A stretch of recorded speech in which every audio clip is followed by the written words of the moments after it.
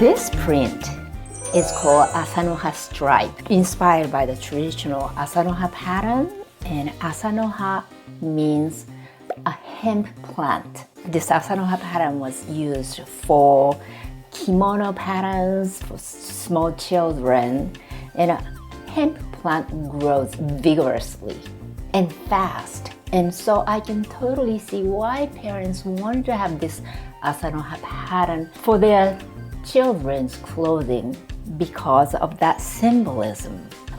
The reason why I wanted to create this contrast with black and white and also red. Now, oftentimes when you go to Japanese shrines, you see those gates called torii gates.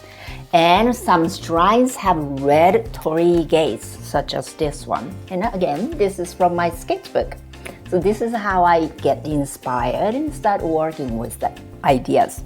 So the red combined with the symbolism works very well with the prayers that our parents said for their children's health and well-being. And so I wanted to bring that contrast to my design. Each furoshiki comes with an intention. Who would you like to give this print to?